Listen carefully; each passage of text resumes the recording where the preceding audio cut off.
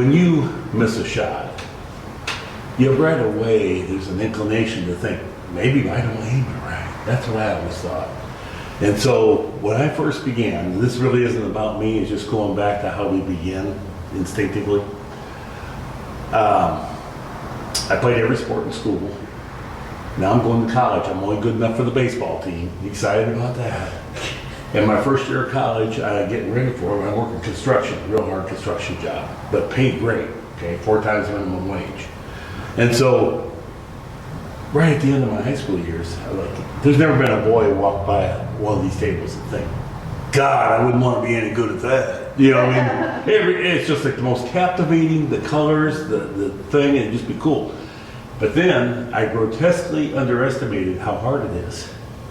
And I thought because I played football, basketball, baseball, and this is right here, how hard can it be? Seriously, how hard can it be? It can't be hard. I'll master this in 3 weeks. That's what I'm thinking, okay? That was 51 years ago. So, trying my best, not seeing much. So, I go to the library, and I start checking out books on pool, and they had 3 or 4 of them in there. I read them all, okay? Over time. Not seeing much result. I'm at the bookstore. Here is Willie Mosconi's little book. He called it a book, but it was more like a pamphlet. And I'll never forget it. I just looked at it the other day. It has a $1 price tag on it. That was what it retailed for. I'm 18. I guaranteed I paid for it in quarters because I didn't have paper money at that age. No, I didn't back then. You know, this is 1973. And so I read the whole thing. And I read it through there, and because everybody at the pool room, it's a terrible place.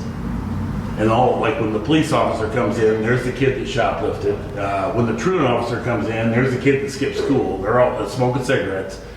But I was an athlete, so I wasn't really part of that group, but that was the pool room that I tried to go to. My mom detested it, you know. She hated that I went there. And she supported every sport along the way.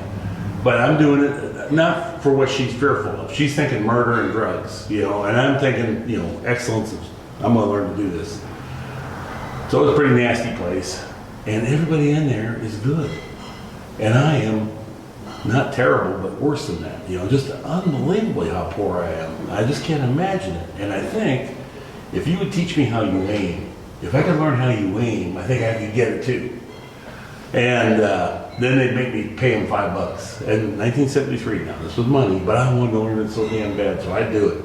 And then they have some kind of hocus pocus. You take the shine off the light on the object ball, and then you come down here, and then, you know, it'd be mystifying. And then, but I'd randomly make one once in a while.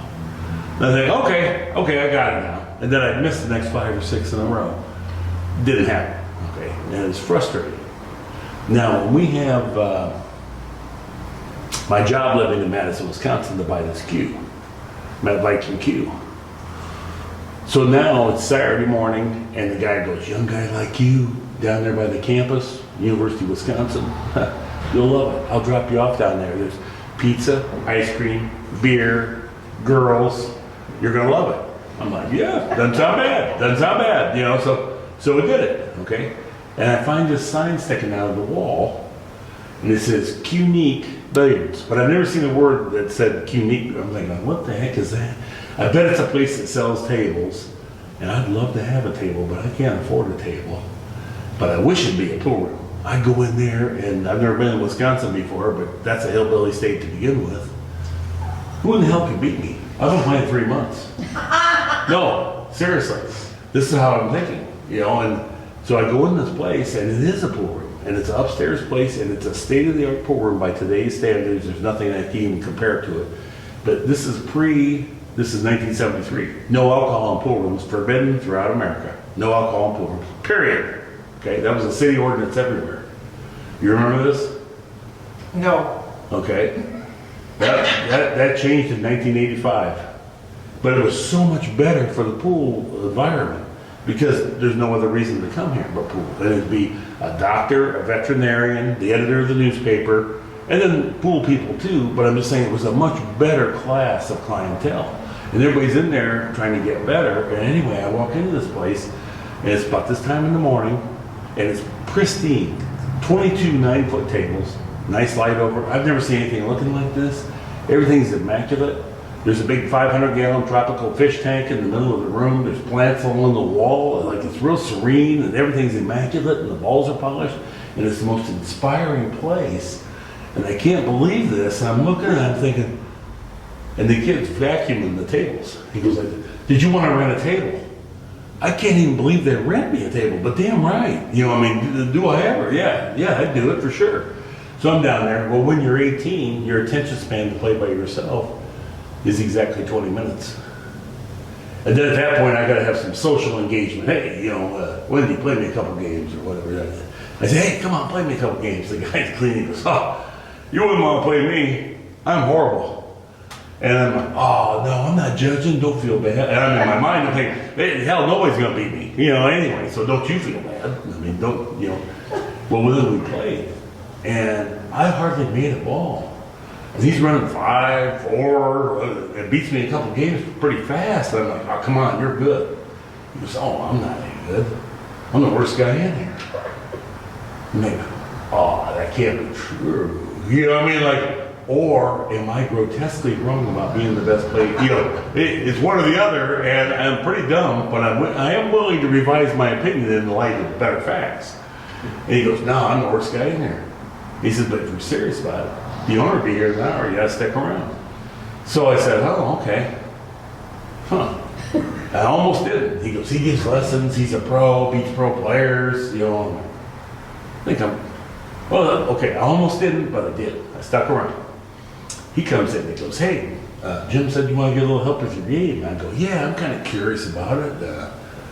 You know, and I'm thinking I'm probably pretty good. And he says this, I'll never forget it. He goes, all right, I'll tell you what, let me see you shoot that cue ball down there to the pocket.